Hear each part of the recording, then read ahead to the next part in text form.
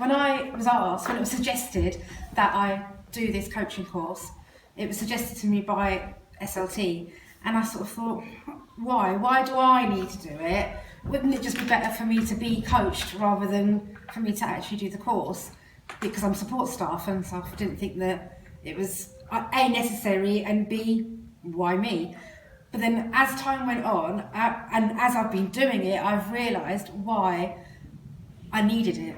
And I needed it because SLT recognised that I, as a person, in my personal life, I've had so much go on that I have suffered sort of mental health issues and stuff. And they kind of recognised that by doing this, it means that I have found within myself that things are not as massive as what I sometimes make them out to be, and they can be broken down. And that is the biggest thing that I have learned from this whole coaching process. So I am really grateful that I've been put onto it, and I'm grateful for you and all the support that you guys have given me. And when I come here, I don't feel like I'm inferior to any of you because I'm here and I'm not a teacher, but you've actually made me feel quite comfortable and quite happy to be part of this. So thank you very much for that. It's made me feel a bit more positive about how to go forward with any situation that I come across. And now I have been asked to look after our new starters and look after the whole induction process and just be that listening ear. And in fact, that's the biggest thing that I've probably learned from this whole process, that by listening and not finishing off people's sentences, it's something that I probably was doing so much before that I irritated myself. That I was like, why did I just do that?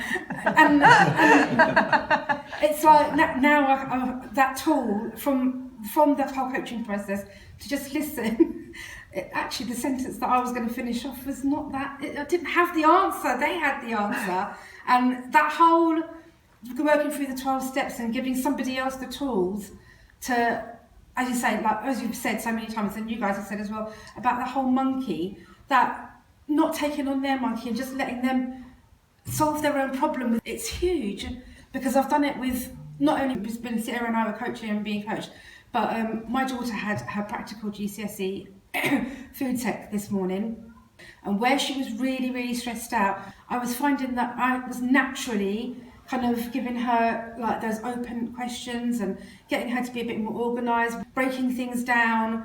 And she sent me a picture literally just before I got here of her presentation, and she's done her practical, it's over and done, and it looks fantastic. And I feel that we did that together in a much more positive way than we would have done before, because I'd have been panicking with her and I'd have been like, oh, we haven't got this and oh, we forgot that. And in fact, this morning I did phone her to say, you left the flowers behind, but she hadn't. She'd taken what she needed with her. I said that it is so easy to take on somebody else's problem, and like, I did used to do that, and then I used to feel like I've got their problem, my problem, that problem, that, and like I've got loads and loads of things and I can't carry it all, and then I used to like burst with like anxiety and stuff, and I don't need to do that anymore. It is just, you've got a problem, you know what, you can work it out.